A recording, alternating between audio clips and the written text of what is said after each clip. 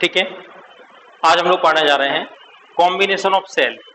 ठीक है, सेलों का कॉम्बिनेशन, कॉम्बिनेशन सीरीज और पैरेलल। ठीक है, तो सबसे पहले आप ये देखो सीरीज कॉम्बिनेशन ऑफ सेल। तो हमारे पास कुछ सेल हैं,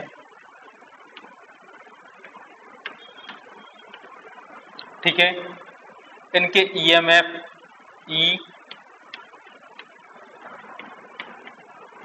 और इंटरनल रेजिस्टेंस आर, सभी का ईएमएफ है ई, सबके इंटरनल रेजिस्टेंस है आर। सीरीज कॉम्बिनेशन कैसे करोगे? इसके माइनस टर्मिनल को अगले वाले के प्लस से कनेक्ट कर दो, ठीक है। और इस तरह के हमारे पास कितने सेल हैं? N cell. Number of cell कितने हैं? एन, ठीक है। और इस कॉम्बिनेशन को एक एक्सटर्नल रेजिस्टेंस आर के साथ कनेक्ट कर दिया, ठीक है। तो ये हो गया सीरीज कॉम्बिनेशन ऑफ सेल। यहां तक बात क्लियर है? ठीक है। अब आप ये देखो जितने भी सेल हैं सारे के सारे सेल एक ही डायरेक्शन में करंट फ्लो करवाएंगे, एक दूसरे की सब हेल्प करेंगे, ठीक है ना। ठीक, तो इसमें सबका वोल्टेज ऐड होता जाएगा। तो इसका जो इक्विवेलेंट सर्किट बनेगा वो कैसा बनेगा? अगर एक सेल का ईएमएफ है ई, तो एन सेल का कितना हो जाएगा? एन ई।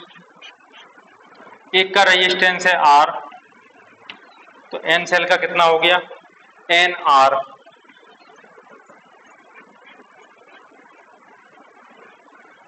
और इसको कनेक्ट कर दिया एक्सटर्नल रेजिस्टेंस आर से। इस तरह से इसमें करंट फ्लो होगी, ठीक है ना। तो ये कहलाएगा इसका इक्विवेलेंट सर्किट। सबको समझ में आ रहा है?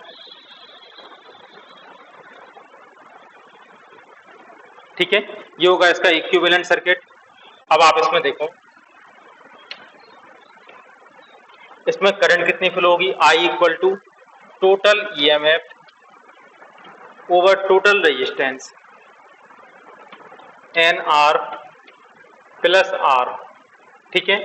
ये होगी current flow in this circuit. इस सर्किट में फ्लो होने वाली करंट ये होगी। अब आप इसमें एक बात और देखें, इसमें दो कंडीशन हमें लेके चलनी है। If external resistance is very very greater than internal resistance, capital R की वैल्यू स्मॉल आर से बहुत बड़ी हो, ठीक है, तो हम स्मॉल आर को कर देंगे नेग्लेक्ट। तो करंट कितनी आएगी? आई इक्वल टू एन ई, ठीक है। इसको आप नेग्लेक्ट कर दो, एन आर को आपने नेग्लेक्ट कर दिया तो आर। तो टोटल करंट क्या होगी? N into E over R. और ई ओवर आर क्या होगी? Current flow through one cell. One cell से फ्लो होने वाली करंट, उसमें एन का मल्टीप्लाई कर दो तो एन टाइम्स। तो एक सेल से जितनी करंट फ्लो होती है एन सेल सीरीज में कनेक्ट करने से उसके एन टाइम्स करंट फ्लो होगी, ठीक है ना। कब? जब एक्सटर्नल रेजिस्टेंस इंटरनल रेजिस्टेंस से बहुत बड़ा हो। Second case, R is very very less than small R. अब अगर एक्सटर्नल रेजिस्टेंस की वैल्यू इंटरनल रेजिस्टेंस से बहुत छोटी हो, ठीक है, तो अब आप क्या करेंगे? अब आप किसको नेग्लेक्ट करोगे? Small R, sorry capital R को। तो आई इक्वल टू क्या आ जाएगा? N E over N R. N से एन कैंसिल हो जाएगा, ई ओवर आर, ठीक है। और आप ये देखो ई ओवर आर क्या कहलाएगी? Current flow through one cell. One cell से फ्लो होने वाली करंट कितनी होगी? E over R. और एन सेल से भी कितनी करंट फ्लो होगी? E over R. तो यदि आप चाहते हो कि बहुत सारा पैसा खर्च हो और काम थोड़ा सा हो, तो आप क्या करो? सेल को सीरीज कॉम्बिनेशन में करंट कनेक्ट कर दो। किस कंडीशन में? R is very very less than R, ठीक है। तो आप ये बताओ आप कौन सा किस कंडीशन में सीरीज कॉम्बिनेशन प्रेफर करोगे? फर्स्ट केस में या सेकंड केस में? भाई यहाँ पर n टाइम्स करंट फ्लो हो रही और यहाँ पर बहुत सारे आपने सेल लगाए लेकिन करंट फ्लो हो रही एक के जैसे, एक के बराबर, ठीक है ना। तो ये वाला कॉम्बिनेशन तो हम प्रेफर नहीं करेंगे, ठीक है ना, क्योंकि यहाँ पैसा बहुत खर्च हो रहा है, काम एक के बराबर हो रहा है। और यहाँ पर अगर हम पैसा खर्च कर रहे हैं, n सेल लेके आ रहे हैं, तो n टाइम्स हमें करंट भी मिल रही, ठीक है ना। तो फर्स्ट कंडीशन में जब capital R is very very greater than small r या एक्सटर्नल रेजिस्टेंस इंटरनल रेजिस्टेंस से बहुत बड़ा हो, तो हम लोग सीरीज कॉम्बिनेशन को प्रेफर करते हैं, ठीक है। पैरेलल कॉम्बिनेशन ऑफ सेल देखिए, let m cell of EMF E and internal resistance R are connected in parallel with external resistance R, ठीक है ना। अब आप ये देखिए, एक सेल का EMF है E और आपको मालूम है पैरेलल कॉम्बिनेशन में पोटेंशियल डिफरेंस कांस्टेंट होगा, ठीक है ना। तो एक का EMF E है, एक का पोटेंशियल डिफरेंस E है, तो सारे कॉम्बिनेशन का भी पोटेंशियल डिफरेंस कितना होगा E, ठीक है ना। तो इसका कॉम्बिनेशन क्या आएगा, इसका इक्विवेलेंट सर्किट कैसा बनेगा, E और R के M कॉम्बिनेशन पैरेलल में है, तो टोटल इंटरनल रेजिस्टेंस क्या होगा R/M, ठीक है। ये हो गया इसका इक्विवेलेंट सर्किट। करंट कितनी फ्लो हो रही है I, ठीक है। I की वैल्यू क्या होगी, I equal to E over capital R plus R/M, ठीक है। सॉल्व करने पर क्या आएगा, I equal to E over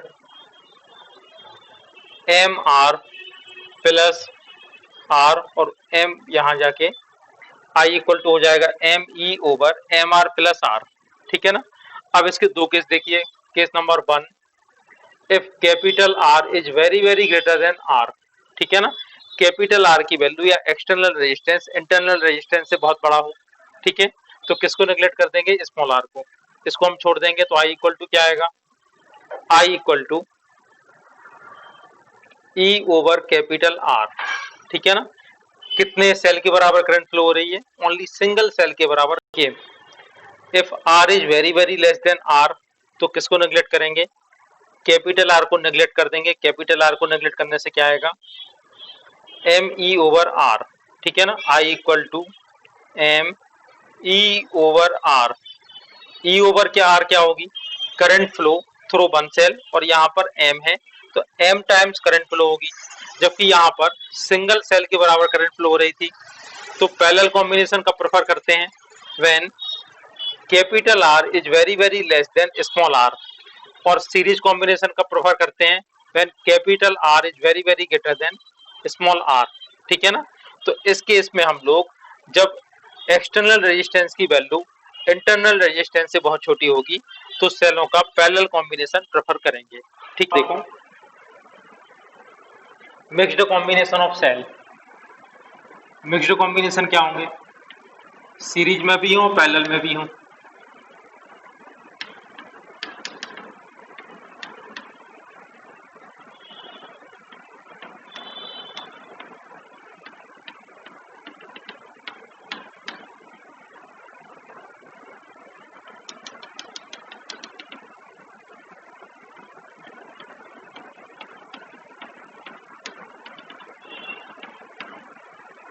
देखिए, अब आपको सीरीज में भी दिखाई दे रहे हैं और पैरेलल में भी दिखाई दे रहे हैं। Let n cell are connected in series and such type of m branch are connected in parallel.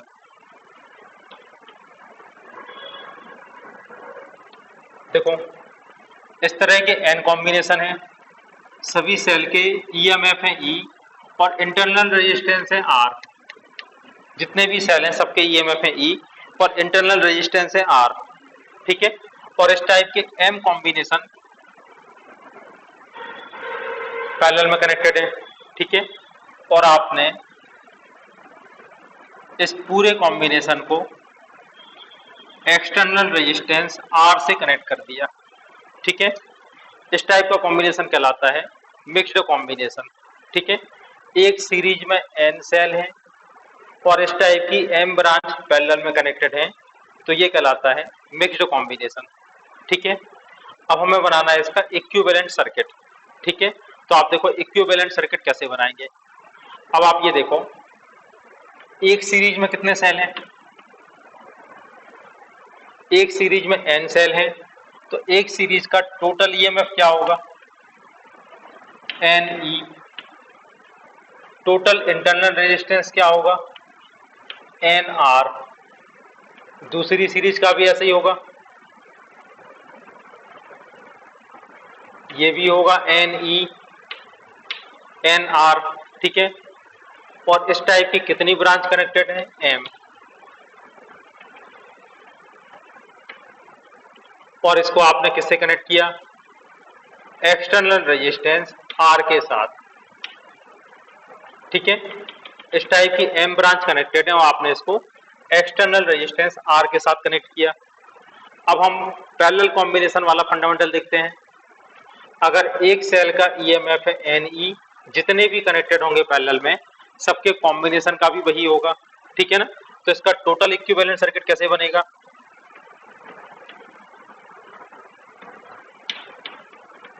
Total EMF कितना होगा? NE। टोटल इंटरनल रेजिस्टेंस क्या होगा? NR NR NR। ठीक है, अगर RR के दो हो तो R/2, NR NR के दो सेल होते तो NR/2, लेकिन ये M है तो आप क्या लिखोगे? NR/M। ठीक है, और इसको आपको किससे कनेक्ट करना है? एक्सटर्नल रेजिस्टेंस R के साथ।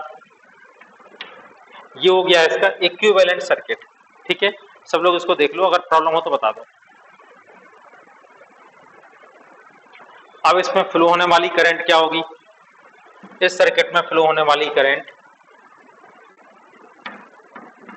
I equal to NE over NR over M plus R। ठीक है, ये करंट फ्लो होगी इस कॉम्बिनेशन में। थोड़ा इसको सॉल्व करते हैं, तो करंट की वैल्यू क्या आएगी? सॉल्व करने पर I इक्वल टू आएगा, एलसीएम आएगा M, M ऊपर पहुंच जाएगा, N M E over NR plus MR। ठीक है, ये होगी करंट की वैल्यू। ठीक है, और अब हम फाइंड करना चाहते हैं मैक्सिमम करंट। तो करंट की वैल्यू मैक्सिमम कब होगी? जब ये वाला जो फैक्टर है NR प्लस MR, इसकी वैल्यू मिनिमम होगी। ठीक है, तो फॉर मैक्सिमम करंट, करंट की वैल्यू मैक्सिमम होने के लिए जो डिनोमिनेटर है इसको होना चाहिए minimum. NR plus MR should be minimum. अब आप ये देखो, इसको मिनिमम कैसे कर सकते हो? तो आप एक इसमें मेथड देखो कैसे मिनिमम फाइंड कर सकते हैं। NR प्लस MR को आप लिख सकते हो अंडर रूट NR का whole square plus under root MR का होल स्क्वायर। इसमें कोई दिक्कत नहीं होनी चाहिए। ठीक है ना, अब आप ये देखो, इस टर्म को ऐसे ही रहने दो, अंडर रूट NR का square plus under root MR का square minus 2 under root NR into MR plus 2 under root NR MR। जो प्लस किया वही माइनस किया। ठीक है ना, माइनस 2 NR MR तो प्लस 2 NR MR, कोई फर्क तो नहीं पड़ेगा, ये कैंसिल हो जाएगा। ठीक है, अब आप ये देखो, इसको आप क्या लिख सकते हो? A square minus B square minus 2AB। तो इसको आप लिख सकते हो under root N R minus under root M R का whole square minus plus 2 under root N R M R. Clear है इतना? एकदम क्लियर इतना? अब आप ये देखो, ये काय की वैल्यू थी? आई मैक्सिमम होने के लिए किसकी वैल्यू थी? इसकी N R plus M R. N R plus M R के इक्वल चला जा रहा था, ठीक है ना? अब आप चाहे तो N R plus M R की वैल्यू मिनिमम, तो ये वाली वैल्यू तो कुछ हो नहीं सकती है, 2 को भी चेंज नहीं हो सकता, एन जो भी हम वही रहेंगे आर, ठीक है ना? अब हम अगर इसमें कुछ ऐसा एडजस्टमेंट कर दें, इफ अगर ऐसा अरेंजमेंट हो जाए under root N R equal to under root M R, इसकी वैल्यू और इसकी वैल्यू इक्वल हो जाए तो ये हो जाएगा 0, ठीक है ना? देखो ये स्क्वायर है, अगर इनकी वैल्यू नेगेटिव आएगी तब भी पॉजिटिव होगी और पॉजिटिव आएगी तब भी पॉजिटिव है, ठीक है? तो इस क्वांटिटी में ये कुछ क्वांटिटी ऐड हो रही, ठीक है ना? और किसी भी स्क्वायर की मिनिमम वैल्यू क्या होती है? 0, ठीक है? नेगेटिव में हो नहीं सकती है, ठीक है? तो आप इसकी वैल्यू क्या ले लो? Minimum value 0। इसको हम लोग कुछ चेंज कर नहीं सकते हैं, ठीक है ना? और 0 वैल्यू कब होगी? जब ये वाली क्वांटिटी इसके इक्वल होगी। तो इसको हमने इसके इक्वल कर दिया, दोनों साइड का स्क्वायर कर दो, N R equal to M R, N R over M equal to आ गया कैपिटल आर, ठीक है? N R over M equal to capital R, ठीक है? अब आप अपना सर्किट याद करो, जो इसका इक्विवेलेंट सर्किट आया था, यहीं पे बनाए दे रहे हैं, इसका इक्विवेलेंट सर्किट जो आया था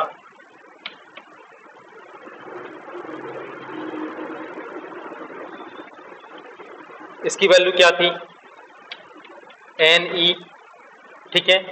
इंटरनल रेजिस्टेंस क्या था? एन आर बाई एम, और ये है आर। देखो, अगर टोटल इंटरनल रेजिस्टेंस और टोटल एक्सटर्नल रेजिस्टेंस इक्वल हो, total internal resistance equal to total external resistance, तो एक्सटर्नल रेजिस्टेंस में फ्लो होने वाली करंट मैक्सिमम होती है। तो आप इसे कंडीशन क्या लिखेंगे? इफ टोटल इंटरनल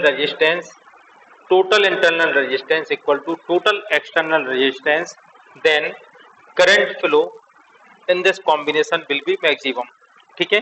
ये मैक्सिमम करंट फ्लो होने की कंडीशन है, ठीक है?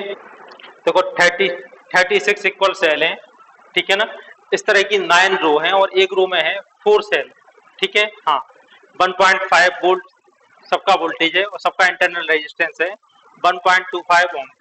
आपको 5 ओम में फ्लो होने वाली current find.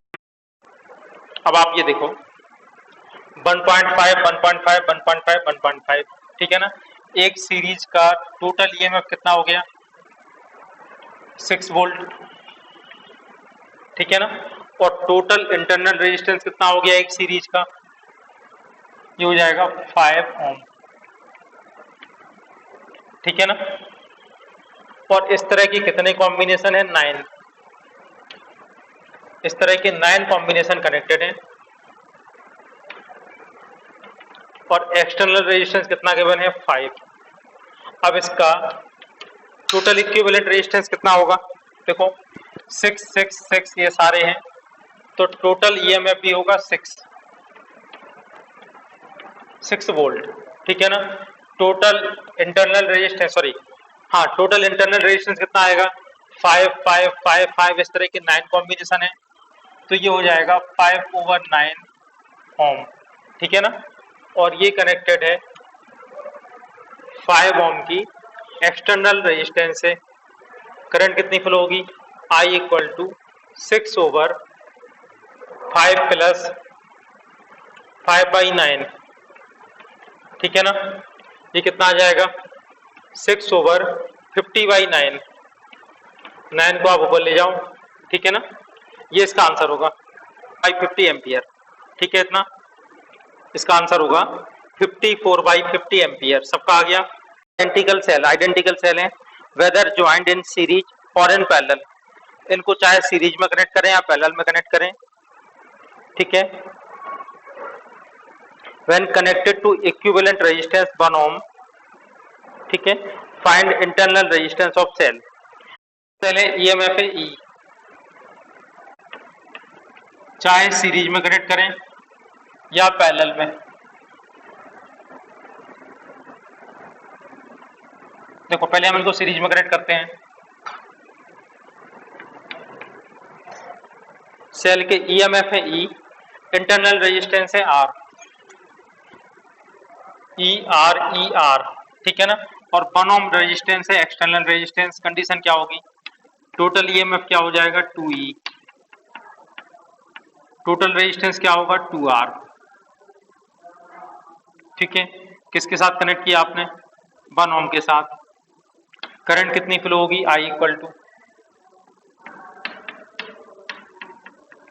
2E over 1 plus 2R। अब हम सेकंड केस कनेक्ट करते हैं इन दोनों को पैरेलल में।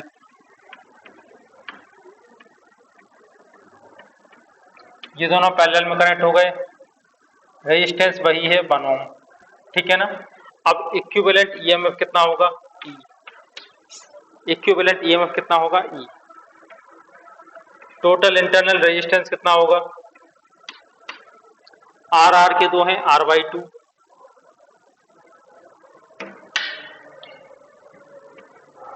वन ओम रेजिस्टेंस है, यहां से करंट फ्लो होगी, ठीक है ना। अब करंट की वैल्यू क्या होगी, I equal to E over R/2 plus 1, ठीक है। अब आपको मालूम है दोनों की करंट इक्वल है, दोनों को इक्वेट कर दिया, ठीक है। E से ही कैंसिल भी हो जाएगा।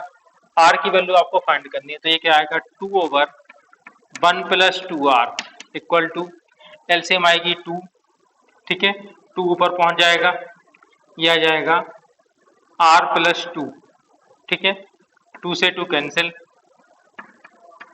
1 plus 2R equal to R plus 2, small r equal to 1 ohm, ठीक है आंसर, ठीक है। टोटल है 48 सेल, सबका ईएमएफ है 2 वोल्ट, सबका इंटरनल रेजिस्टेंस है 2 ओम, ठीक है। और इनको इस तरह से कनेक्ट करना है कि 3 ओम रेजिस्टेंस में मैक्सिमम करंट फ्लो हो। तो आपको ये बताना है कितने रो होंगे और हर एक रो में कितने कितने बैटरी कनेक्ट होंगी, ठीक है ना। तो आप ये देखो, आप मान लो इस तरह से ले लो,